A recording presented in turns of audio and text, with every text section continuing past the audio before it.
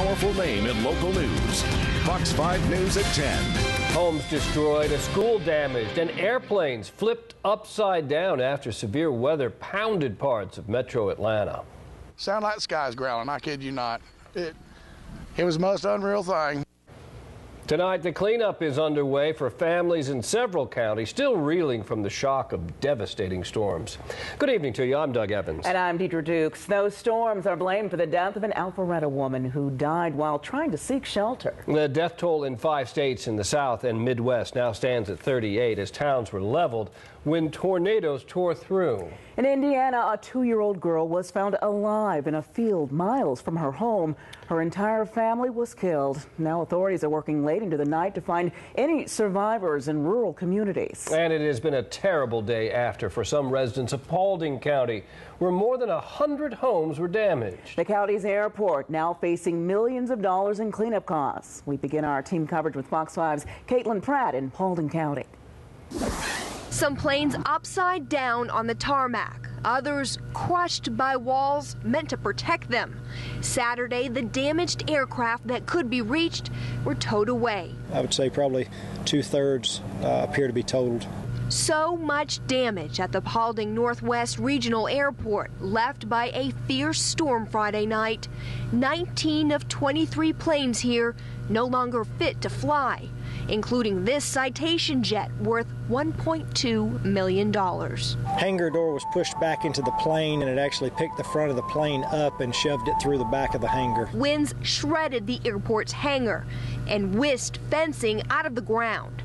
The estimated price tag for these damages, $5 million in aircraft and $2 million for the facilities here at the airport. The airport now closed until further notice. Maybe a total of 100 homes were damaged or destroyed completely. At the neighboring Clear Creek subdivision, more destruction. Blue tarps covering nearly every roof. A reminder of the frightening moments when the storm struck. The house was shaking, you could hear wood breaking and everything else. It probably lasted a minute or so, it seemed. 1 minute, translating into weeks, perhaps months of work ahead for Paulding County. I don't think my nerves can handle another storm like that. What's helping to take some of the sting out of this major mess, neighbors say, are the crews, the volunteers coming to help clean it up free of charge. And of course, the realization no one here was seriously hurt. In Paulding County tonight, I'm Caitlin Pratt, Fox 5 News.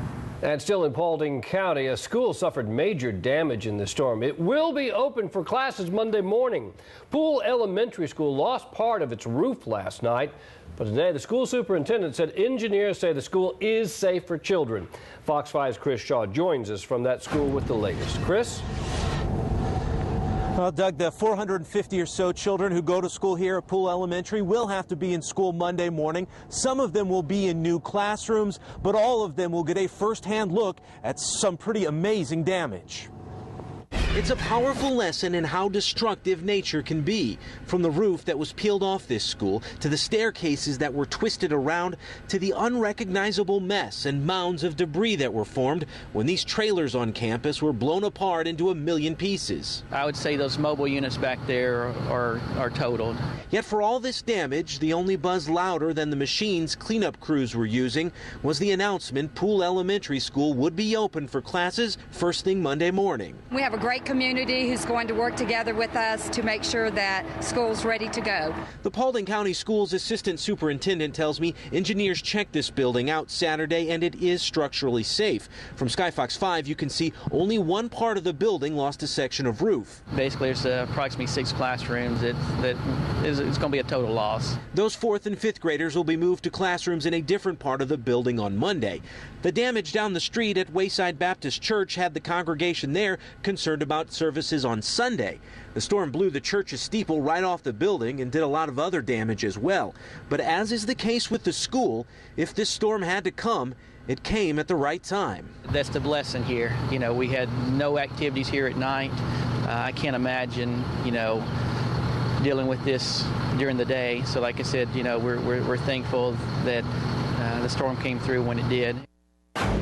Still a whole lot of work to be done to get ready for Monday. There's a lot of debris here on campus and the road outside of school. There are a lot of trees down, so that work has to be done as well. It's stopped for tonight because of the darkness, but it will resume in the morning.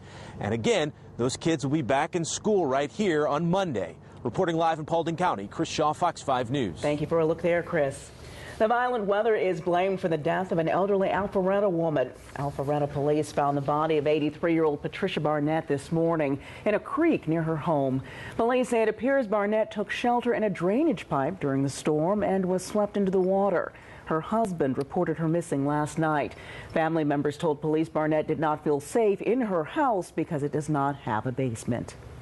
The National Weather Service tells us it's confirmed an EF3 tornado touched down in Haralson County last night. That was the front door for that massive storm system that rolled through our area. A massive cleanup is underway this weekend. Amazingly and thankfully, no one was seriously hurt there, but several homes and businesses were destroyed and damaged. Fox 5's Patty Pan talked to homeowners. A number of homeowners in the Felton Mountain View community in Haralson County spent the day cleaning up and assessing the damage a tornado left behind Friday night. Authorities tell us the 3-mile path destroyed and damaged several buildings, among them this structure now without walls or a roof.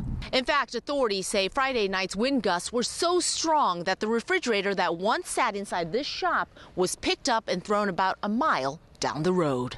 Next door, Scott White's home was taken off its foundation. Weather got bad, thunder and lightning, sound like the sky's growling, I kid you not. After getting his family to a friend's home, White says he got a phone call from his neighbor across the road. The homeowner was trapped in the basement. He was in the basement.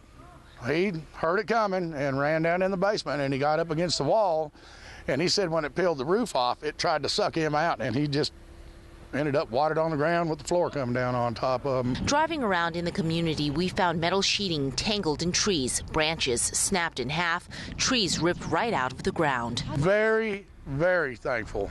Thank God. No doubt. It's unexplainable. It's the only reason we're here is because he let us be here. As homeowners work to clean up the mess left behind, power crews worked feverishly Saturday to restore power. In Haralson County, Patty Pan, Fox 5 News. Now, the Red Cross is helping storm victims in South Georgia. People can find Red Cross shelters that are open by calling 1-800-RED-CROSS. You can also make a donation to help the storm victims right here in our area. You can text the word Red Cross to make a $10 donation. A Marietta family unable to stay in their home tonight after a tree fell through it. Crews worked all day to fix the damage to this home on Roberts Road, and you can see the area where the tree struck the house, broke through the brick and wood, leaving quite a mess behind. A tree is also tilted across the road on top of a truck. Georgia Power telling us there are just 624 power outages throughout the state, and Georgia EMC says less than 200 customers in Paulding and Coweta counties are without power tonight. So the lights coming back on for folks after a difficult time. Yeah, not only did we have high winds, we had a lot of rain as well, and that made for some flooding and some threats of flooding in some areas. It certainly did. And now, Jeff, it looks like the calm after the storm. Yeah, we'll start to see some clearing later on tonight. Some colder air starting to move in, but we did see a lot of rainfall. We do still have some flood warnings going on, and look at all this heavy rain. It continues from Macon to Augusta, back down to Savannah, Albany, so the southern part, central part of our state, still getting a lot of heavy rain. No severe weather, but heavy rainfall. A little bit of light rain right now going on around the Edenton area and also up toward Greensboro. A new flood warning is in effect now. This is for the Oconee River down around the Penfield area. We also have flooding on the Chattahoochee River near Whitesburg, Big Creek near Alpharetta. So those three rivers there, or tributaries, are flooding, and keep that in mind if you live close to one of those. Freeze warning on in effect tonight if you get all the way up to around the Dahlonega area, Ellijay, just to the south of Ellijay and back over toward Helen up to Blairsville. Temperatures tonight would be in the upper 20s to low 30s, so at freezing or below in those counties. And a lot of the plants have already bloomed, so if you can protect any flowers, especially on the ground, maybe cover them with a sheet tonight. Help to keep the frost off of those, of the freeze from killing those plants later on tonight. Here's a look at the radar and cloud composite. Still have some cloud cover. There are the showers mainly down to our south. We'll see the clearing take place later on tonight, but the cold air starting to move back in. More on the forecast coming up in a few minutes. Deidre. All right, thank you, Jeff. Stay tuned for continuing coverage of the deadly storms throughout this newscast. We'll have a live live report from Indiana, where at least 14 people died. Plus, we'll take you to other local communities damaged by last night's storms and share some of your pictures as the severe weather moved in. And still ahead on Fox 5 News at 10. He's a radio show host whose recent comments sparked controversy. Now Rush Limbaugh is saying, "I'm sorry" for something he called a woman. And could Mitt Romney pull out a win in Washington caucuses before he heads to Georgia tomorrow? The latest results from the polls. Plus, gas prices keep going up. Coming up, leaders in Washington try to come up with some solutions to ease the pain at the pump. Here's Gil. And it's a big night for Jay Smoove and your Atlanta Hawks, and the Bravos take to the field in their first game action this spring. Sports is right around the corner. And don't you go to bed yet.